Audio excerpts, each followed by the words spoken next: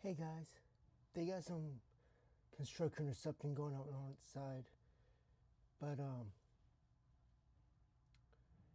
this video I'm going to be talking about the first time you go on my archives. We're gonna read a note here about DC representation in a message that I sent to the CIA due to a discrepancy with something of it. Now I don't remember exactly what I wrote in this, but this was early, this was very early on with the whole DC thing.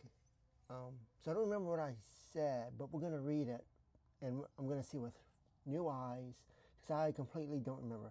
I remember it was so important though because at the bottom, it would be the first time I actually used my passport information, pretty much to show that I was serious about this, and it was for formalization.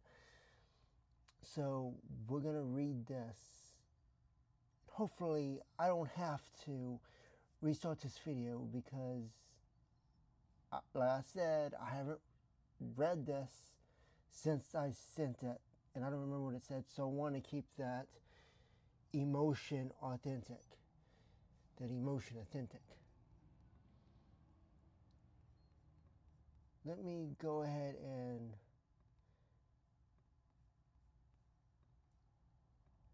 hide that because I don't know what it's going to show you.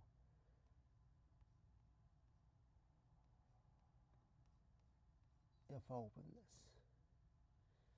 By that I mean, I don't know if it's also going to show you the my files and everything in here. Alright, so let me look at this information. It is called DC representation, and the submission ID is G, for those who are paying attention who know what this means, GRHQFWMJ. That's the submission ID. And this is dated from May 23rd, 2025 at 9:38 a.m. So 9:38 and 38 is the seconds, which would probably be 9:40 in reality, or 9:41, somewhere around there.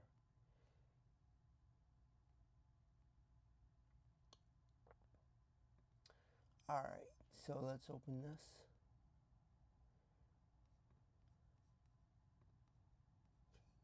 Oh wait, it switched. I'm switching. Open a new one.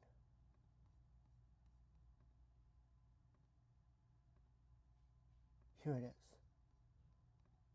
This is what I'm getting. So we're gonna move here.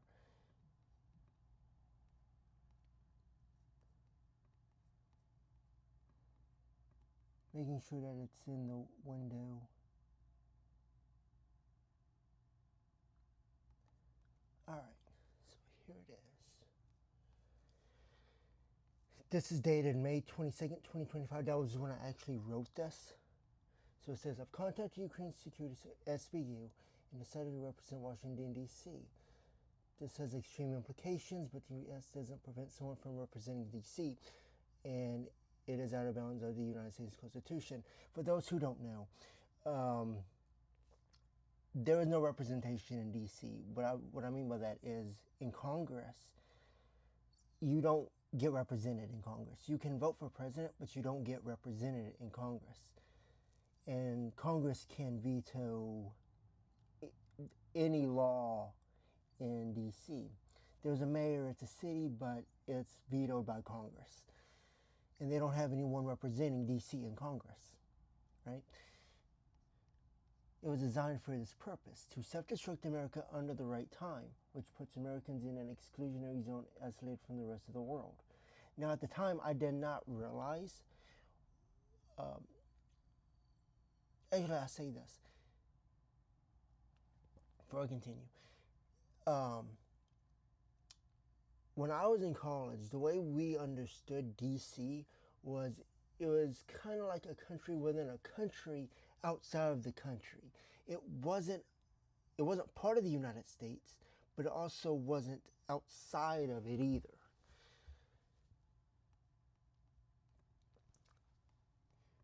So it's exclusionary zone in its own right.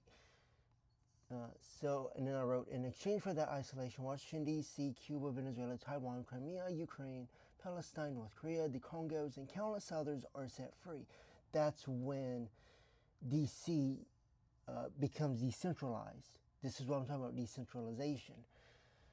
This is building up decentralization. Even though I didn't call it that at this time, that's what this would ultimately mean. But I didn't know what it was at the time. This is very early on when I wrote this. It said that's an estimated 4+ billion at the expense of 330 million.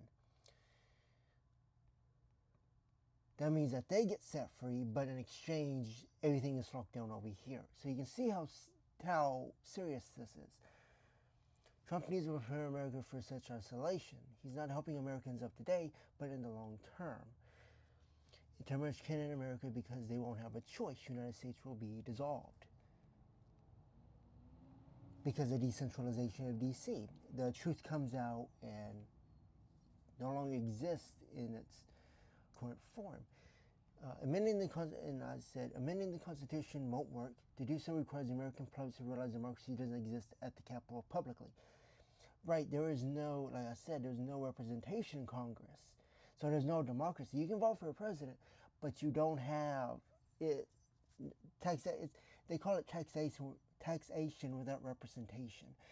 And in D.C., you pay the highest tax, federal taxes, but you don't get represented for that. And this has been a thing. This is why people say free D.C.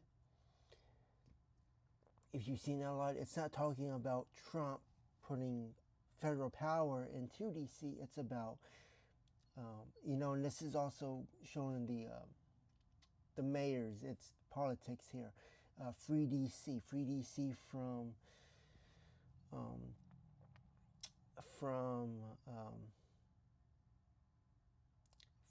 pretty much hypocrisy or hypocriticalness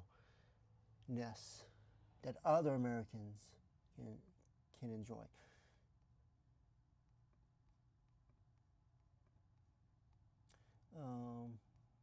And if the majority of democracy is required to set free Washington, D.C., is it truly free?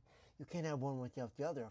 If you expose the Constitution of giving, and people have talked about having D.C. represented in Congress, it's always turned down. And people say, well, let's amend the Constitution. Well, if you amend the Constitution, well, then everyone finds out that there's no democracy in D.C. The cover's blown. It doesn't work. So, and if you have to use democracy for Washington, D.C. to make it have democracy and have freedom, is it truly free?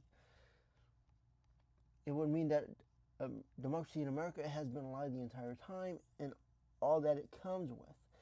Americans will lose everything that's designed in the United States Constitution to be a sacrifice. And this was my relationship to it. And I've talked about this before, but this is pretty much what it will come down to. It says Maria, which will be the Ukraine plane that was destroyed early on in the Ukraine war, that will begin its evacuations in 2030. Because I'm not interested in being United States president, right? I'm not interested in being the president. I'm not going to represent. The president does not represent D.C. He represents the United States of America. He does not represent D.C. Most D.C. anyways, they vote Democrat. So there's that. It's a humanitarian operation to relocate and rescue people trapped by the illusion of democracy and nationalism, where D.C. is seen as a global city where it all began. So whether Trump realizes it or not, in its full context, he's a sacrifice to fall America as well as the preparer. I question how he could not know at least a little bit of what is going on. And that's been his whole thing since he became president. I'm like, how do you not know what's going on? But I don't think he's consciously aware of it, but he is carrying out certain things that does catch your attention. If you saw him lined up as perfectly as they're like, how do you not know? But he doesn't seem to be consciously aware because It's not coming across in his words. It's coming across. It's not even really coming across in his actions either. He says, "I have Comic-Con to be able to give out merch and show support for Sovereign DC." This is what I'm talking about.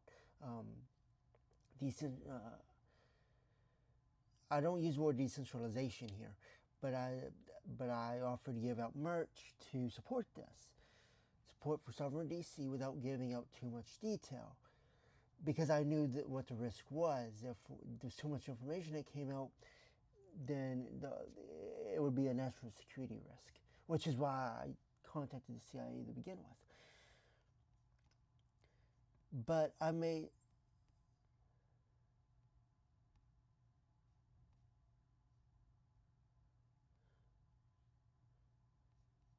Hang on a second. Let me freeze that.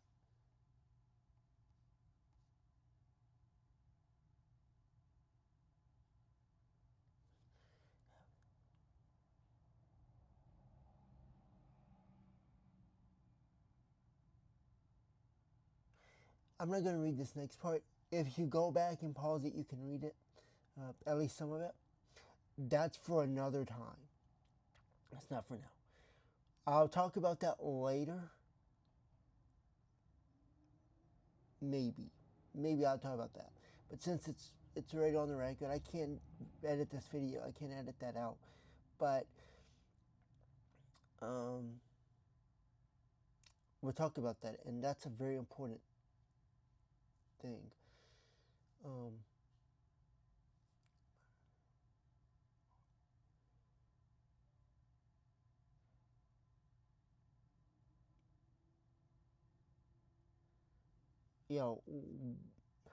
I probably won't talk about that directly, but I will hint around it.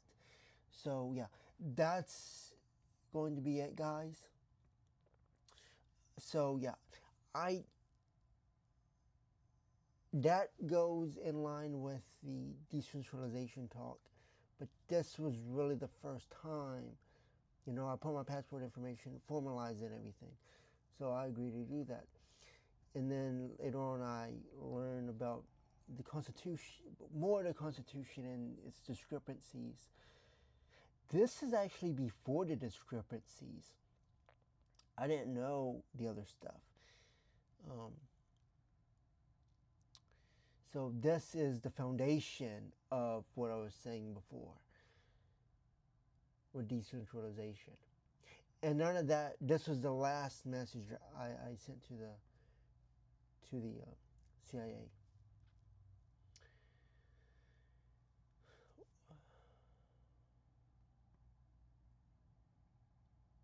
So I'll end it here. On the next video, I might, actually I'm curious.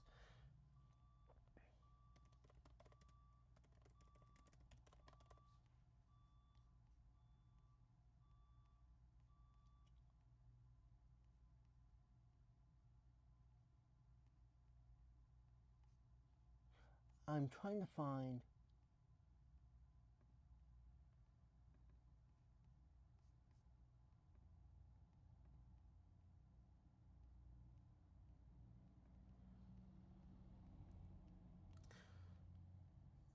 I don't know if I can. I remember the first time I talked about DC was during, I remember what came up, but at the very end I said, it reminded me of DC, and I was like, and I thought, well, how does DC really work? And I put DC is a country, because that's what I learned in college. DC is a country, but it's not really a country. It's part of the United States, but it's really kind of not. It's a federal district for the federal government. And then I looked into more information. I was like, yeah, that was a major problem here. And this comes after what I wrote here. But I don't see...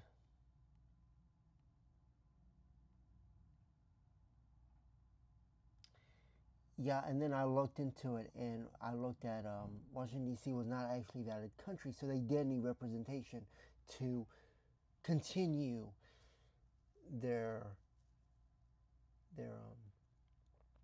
existence, because the Constitution was, I'm foreshadowing here and I'm getting ahead of myself, but the Constitution is invalid. and yeah, and it's a big thing. So yeah, decentralization, representation. Comic-Con will get those rights. So yeah, so that's a whole thing for later. So yeah, I'll see you guys in the next one. Bye for now.